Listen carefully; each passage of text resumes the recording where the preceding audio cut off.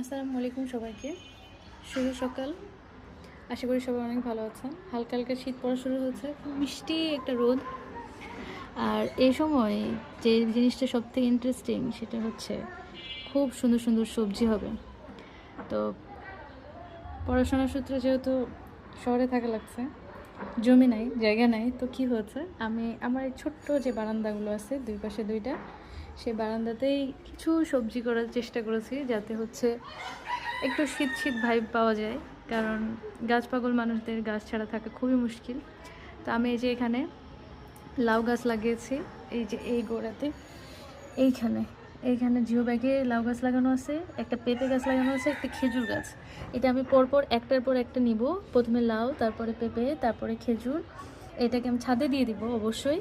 আগে দেখি লাউটার কী রেজাল্ট পাওয়া যায়। আর এই পাশে এখানে ছায়াতে যেহেতু আদা গাছ হয়, আমার টবের মধ্যে দেখেন কি সুন্দর আদা গাছ হয়েছে মাশাল্লাহ। এখানে আমার ড্রাগনের চারা করা ছিল, সেখানে আমি সুন্দর করে আদা লাগিয়ে দিয়েছি। আদা গাছগুলোও খুব সুন্দর হয়েছে।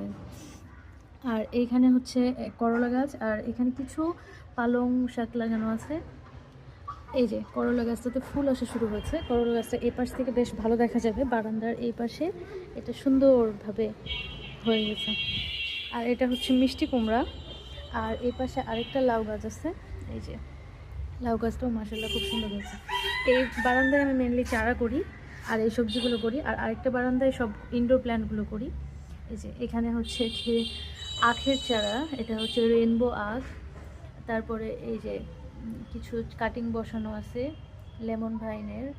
আর এখানে একটা কাঁঠালের চারা, খেজুরের চারা, আমি যা খেজুর খাই সব এই প্যাকেটগুলোতে বসাই দিই। এই যে খেজুরের চারা বের হচ্ছে, খুব সুন্দর লাগে দেখতেও।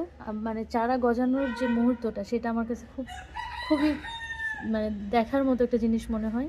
এই যে এটা হচ্ছে টমেটো, বেগুন, এই ছোট ছোট পটগুলোতে আমি সব ধরনের চারাগুলো এখানে করি। তারপরে এটাকে অন্য জায়গায় রিপ্ল্যান্ট করি। এখানে একটা সুন্দর কিউট মানি প্ল্যান্ট। আর সবথেকে মজার বিষয় হলো এই যে ডাব গাছগুলো, জন্য আরও বেশি ভালো লাগে।